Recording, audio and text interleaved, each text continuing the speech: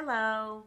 So in talking about the smear campaign and how they set it up, you might wonder, how is it that they get away with it? How do people believe them? There are a lot of things that they do from the minute they meet you that set it all up for people to believe them. And I'm going to run down that list in a second. The reason that they do that, remember from my last video, they can't take blame for anything. So say you're in a breakup now and they're smearing you all over town or to family and friends or anyone that will listen. They have to come up with reasons that the breakup happened or that the fighting is happening or whatever. They can't take blame or be responsible for any of it. They can't even take the chance that that notion exists on the planet with anyone.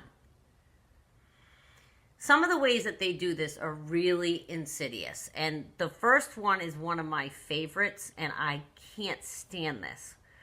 I have a family member that does this. They tell little jokes at your expense to people, like to your family and friends. So they'll say like a little joke. It comes off as a little joke. It's like, it sounds unthreatening. Well, yeah, you know how she can be. You know her temper. You know how she can get nervous. Oh yeah, don't do that if Renee's around. Or whatever the joke is. And then the person laughs. And then, boom, they have something in common. They've laughed at something at your expense.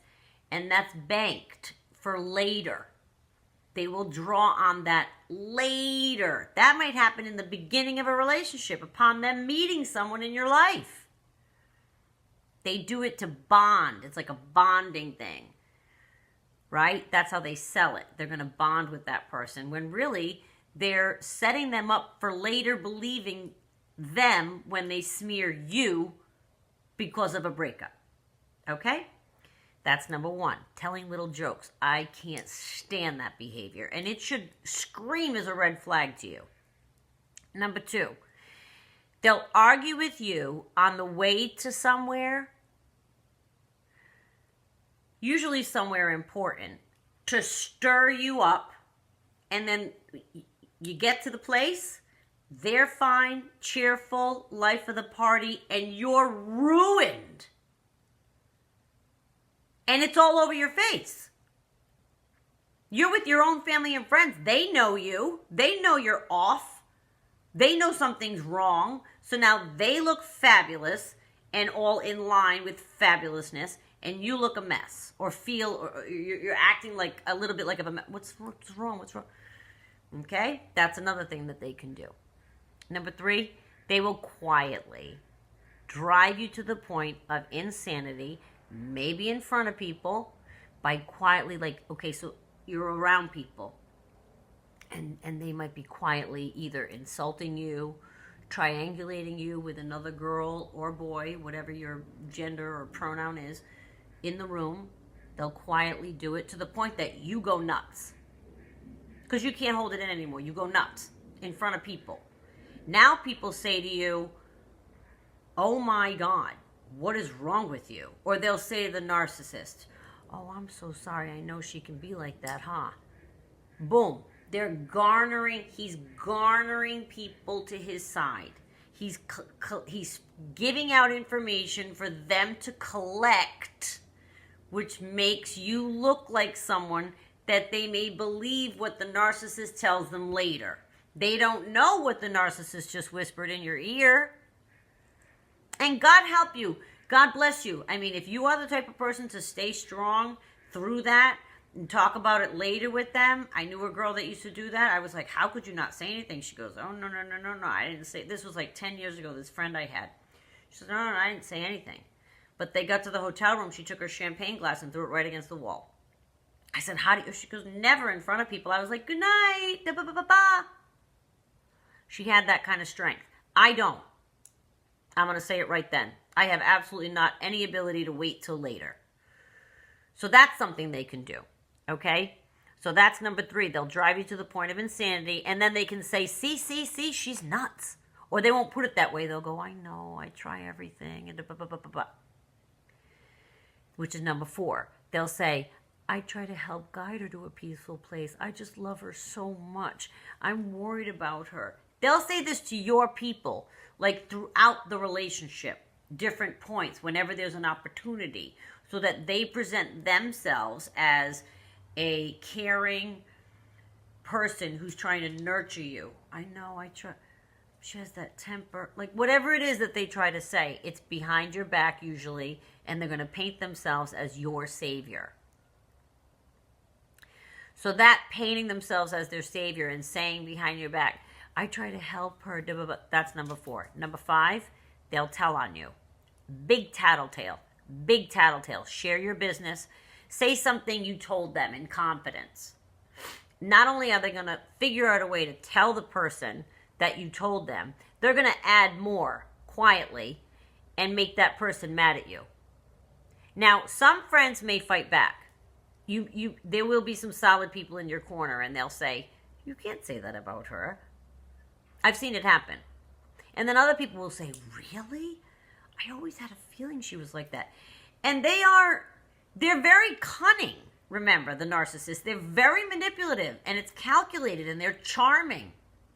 And they can convince somebody that might be peripherally in your life, but close enough to have an impact on other people close in your life. They'll maybe convince them. And they'll say, you know, she told me about your divorce with so-and-so. She was saying that, oh yeah, it could be anything. Think of an example in your own life. But they'll tattletale on you. So anything you share with them, be careful, because that's going to be used to set up later a smear campaign.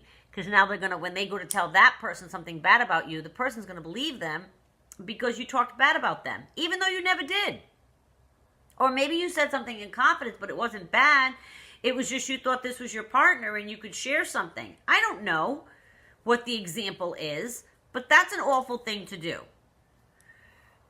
Number 6, they act so over the top charming to you around people that people can't imagine that anything is awry with the narcissist.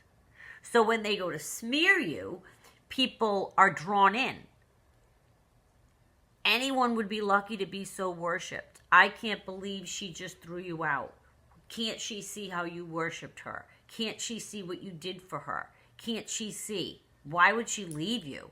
Any girl would be lucky to have you. You doted on her. Because in front of people, when they're not whispering, doing things like that, but in front of people, when people are paying attention, they're treating you to the point of goodness that it makes other people want it. And then they are quick to realize, oh my God, she just didn't appreciate you. It's all calculated from day one. Yeah, that's number 6. Number 7, they'll flat out lie and tell someone you said something that you never said and that makes you sound crazy, evil, or nuts. My ex-narcissist had a friend of his believing that I said my narcissist slept with his wife. Oh yeah, the couple thinks I'm nuts to this day, I'm sure. This is over a year ago. Oh yeah, it was a whole big thing. I said, I never said that. What are you talking about? That's a huge lie, flat out lie. That couple, they never recovered from it. They thought I said that my ex-narcissist slept with his wife or wanted to sleep with his wife or whatever. How could anyone get past that and remain friends with somebody who they think thinks that? And the narcissist had a lot of alone time. Those were his friends. So he flat out convinced them of that. That I thought that I felt that. A mother of 2. Married for years. I'm going to say that about somebody. That's a terrible thing to say.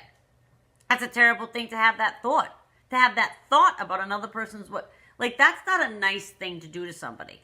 So with all of these things, they set you up. So when the smear campaign starts and they talk bad about you, all of these things lead the audience that they set up for 10 years, 30 years, 9 months, 4 days, however long you're with them. They've set up an audience to receive the smear campaign. and to believe them. So they've set it up ahead of time. These are all little things they can do to set it up ahead of time. So keep your eye out when they're doing things like this, and keep your eye out during your relationship, because all of these incidents are about the calculated idea in their head that later on they're going to need these people in this audience for them to make them believe that you're nuts because they can't take responsibility for the relationship going south. They can't do it.